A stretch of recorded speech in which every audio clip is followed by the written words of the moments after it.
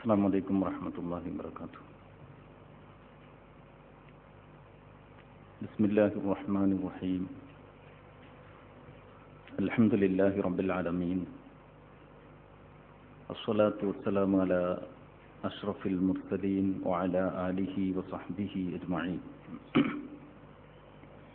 إن نريد إلا الإصلاح ما استطعت وما توفيقي إلا بالله عليه توكلت وإليه أنيب. ബഹുമാന്യനായ അധ്യക്ഷൻ, പ്രിയമുള്ള സഹോദരന്മാരെ, സഹപ്രവർത്തകരെ, ഇന്ത്യൻ ഇസ്ലാമിക് അസോസിയേഷൻ മൻസൂറ യൂണിറ്റിൻ്റെ ആഭിമുഖ്യത്തിൽ ക്ഷണിക്കപ്പെട്ട ആളുകളെ ഉദ്ദേശിച്ചുകൊണ്ടുള്ള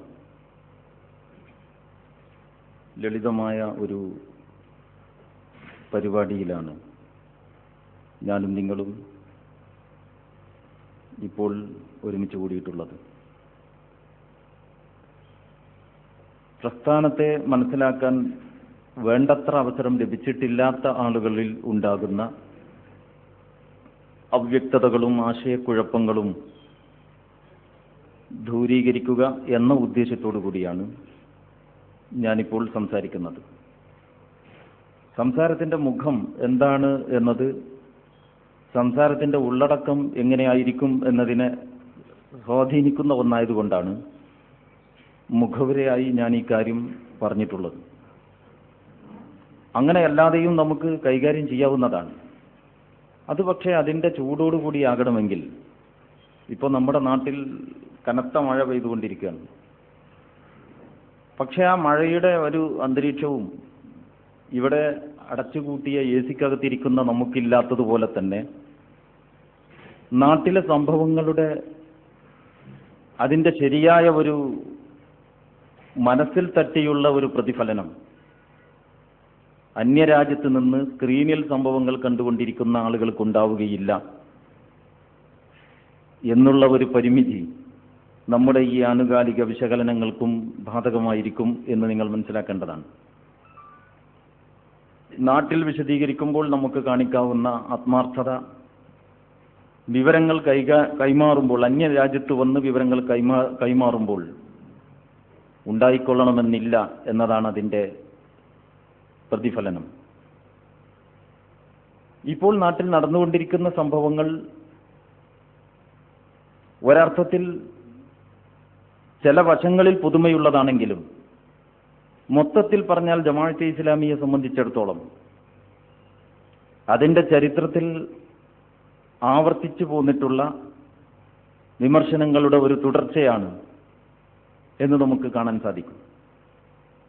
എന്തുകൊണ്ട് ഈ വിമർശനങ്ങളും എതിർപ്പുകളും ഉണ്ടാകുന്നു എന്നുള്ളതിലേക്ക് നമ്മൾ കടക്കുമ്പോൾ ജമാഅത്തെ ഇസ്ലാമി ഉയർത്തിപ്പിടിക്കുന്ന, ഇസ്ലാമിക പ്രസ്ഥാനം ഉയർത്തിപ്പിടിക്കുന്ന അതിൻ്റെ കാഴ്ചപ്പാടുകളും നിലപാടുകളും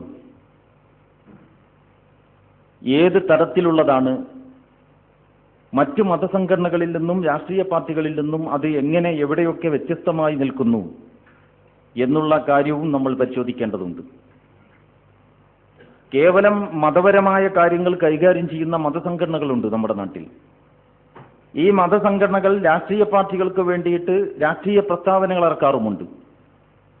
ജമാഅത്തെ ഇസ്ലാമിയുടെ വിഷയത്തിൽ മതസംഘടനകൾ ഇറക്കിക്കൊണ്ടിരിക്കുന്ന പ്രസ്താവനകളൊക്കെയും അവർക്ക് വേണ്ടിയുള്ളതല്ല, രാഷ്ട്രീയ പാർട്ടികൾക്ക് വേണ്ടിയുള്ളതാണ് എന്ന് ആ പ്രസ്താവനകളുടെ ഉള്ളടക്കം പരിശോധിച്ചാൽ നമുക്ക് കാണാൻ സാധിക്കും. കാരണം അത് അവരുടെ ഒരു മതരാഷ്ട്രീയ ബന്ധത്തിൻ്റെ അനിവാര്യതയിൽപ്പെട്ടതാണ്. നമ്മുടെ പ്രശ്നം എന്താണെന്ന് ചോദിച്ചാൽ, നമുക്ക് ഈ മതത്തെയും രാഷ്ട്രീയത്തെയും ഇവരെങ്ങനെയാണ് വേർപ്പെടുത്തിയിട്ടുള്ളത് എന്ന് ഇപ്പോഴും മനസ്സിലായിട്ടില്ല.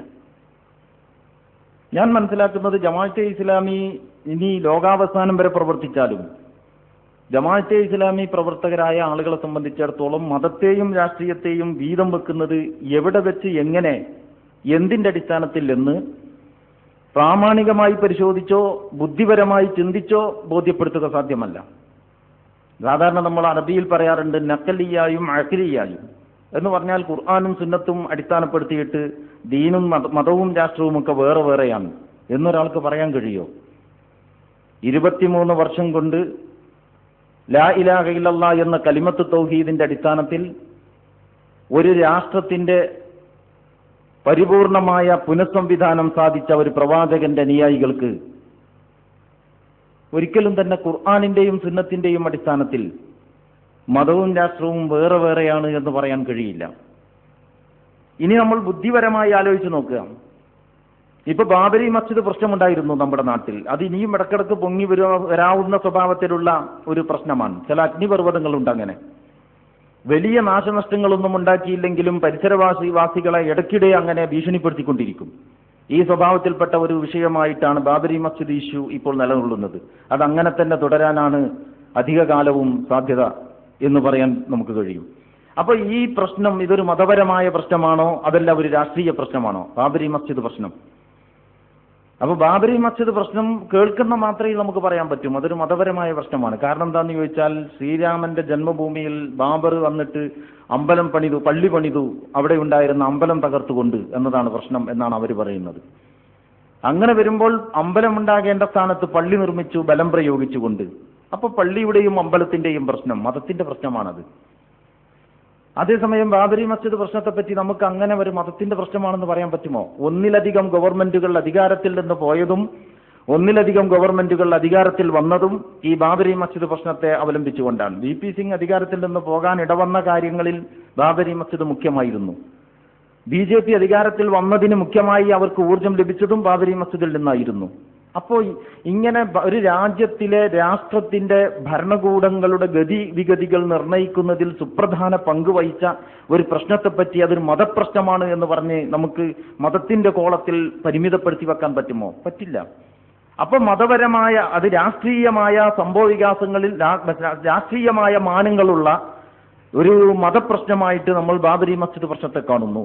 അപ്പൊ ബാബരി മസ്ജിദ് പ്രശ്നത്തെ പോലും മതപരം രാഷ്ട്രീയം എന്ന വിഭജനത്തിൽ തീർത്തും വ്യത്യസ്തമായ രണ്ട് കോളങ്ങളിലാക്കി കാര്യങ്ങൾ കൈകാര്യം ചെയ്യുന്ന ഒരു സാമൂഹിക ഘടനയിൽ അങ്ങനെ കൈകാര്യം ചെയ്യാൻ പറ്റാത്ത ഒരു പ്രശ്നമാണ്. അപ്പൊ ഇത് ഇസ്ലാമിക പ്രസ്ഥാനത്തിന്റെ കാഴ്ചപ്പാടുകളുടെയും നിലപാടുകളുടെയും പ്രശ്നമല്ല, മറിച്ച് കാര്യങ്ങളെ നമ്മൾ നോക്കിക്കാണുന്നതിൽ സ്വീകരിച്ചിട്ടുള്ള സമീപനത്തിന്റെ പ്രശ്നമാണ്.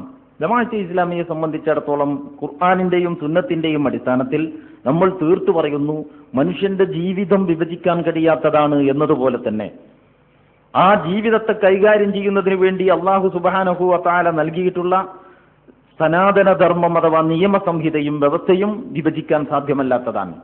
ഇത് ഞാൻ എൻ്റെ സംസാരത്തിന്റെ അവസാന ഭാഗത്ത് ഇതിന്റെ വേറെ ചില ഭാഗങ്ങളെ പറ്റി പിന്നീട് പരാമർശിക്കുന്നതാണ്. അതുകൊണ്ട് ഇപ്പോൾ അതിലേക്ക് നേരെ കടക്കുന്നില്ല. ഞാൻ ഇങ്ങനെ ചില പ്രസ്താവനകൾ തുടക്കത്തിലേ നടത്തിയിട്ടുള്ളത് മതത്തിന്റെയും രാഷ്ട്രീയത്തിന്റെയും അടിസ്ഥാനത്തിൽ മതപരമായ സ്റ്റേജുകളിലും വേദികളിലും നിന്നുകൊണ്ടും രാഷ്ട്രീയമായ വേദികളിലും രംഗമണ്ഡലങ്ങളിലും നിന്നുകൊണ്ടും ജമാഅത്തെ ഇസ്ലാമിക്ക് നേരെ നാട്ടിൽ വളരെ ശക്തമായ വിമർശനങ്ങൾ അഴിച്ചുവിടപ്പെട്ടുകൊണ്ടിരിക്കുന്നുണ്ട്. ഇപ്പോൾ ഇത് കുറെ മുമ്പ് തന്നെ ആവർത്തിച്ചു വരുന്ന ചില പഴയ പ്രസ്താവനകൾ വിമർശിച്ച് അപ്രസക്തമായി ബന്ധപ്പെട്ടവർ തന്നെ തൽക്കാലം നിർത്തിവെച്ചിരുന്ന ചില പ്രസ്താവനകളും ചില ആരോപണങ്ങളും പൊടിതട്ടി ഇപ്പോൾ പുറത്തേക്ക് കൊണ്ടുവന്നിരിക്കുന്നു എന്ന ഒരു അവസ്ഥയും ഇപ്പോൾ നിലവിലുണ്ട്. വർഗീയത ഇനത്തിൽപ്പെട്ടതാണ്.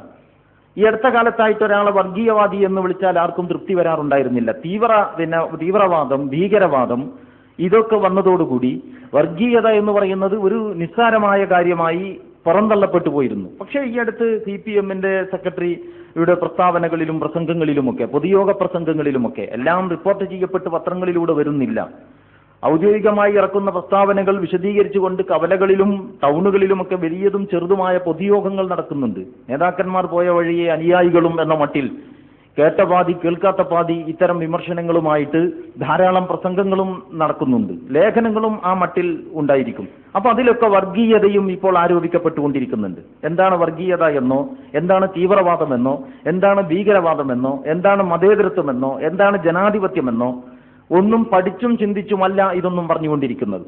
ഇതൊക്കെ ഓരോരുത്തർക്കും അവരവർക്ക് ഇഷ്ടമില്ലാത്തവരുടെ നേരെ ആരോപിക്കാൻ ഉപയോഗിക്കാവുന്ന ചില പദങ്ങൾ മാത്രമാണ്. ഈ പദാവലികളൊക്കെ കുറെ കാലമായി എടുത്തുപയോഗിച്ചു കൊണ്ടിരിക്കുന്നവർ ഇപ്പോൾ അവരുടെ ആവശ്യമനുസരിച്ച് മാറ്റിയും മറിച്ചും ഉപയോഗിച്ച് ആ ഉപയോഗം തുടർന്നുകൊണ്ടിരിക്കുന്നു എന്നതല്ലാതെ അതിൽ പുതിയ സംഭവ വികാസങ്ങളൊന്നും ഉണ്ടായിട്ടില്ല. ഇസ്ലാമിക പ്രസ്ഥാനത്തെ സംബന്ധിച്ചിടത്തോളം ഇത്രയും വലിയ കോലാഹലങ്ങളിൽ ഈ 2-3 മാസത്തിനകം പൊട്ടിപ്പുറപ്പെടാൻ മാത്രം പുതുതായി എന്ത് മാറ്റമാണ് ജമാഅത്തെ ഇസ്ലാമിയിൽ സംഭവിച്ചത്, അല്ലെങ്കിൽ എന്ത് നിലപാടാണ് പുതുതായിട്ട് ജമാഅത്തെ ഇസ്ലാമി എടുത്തത്?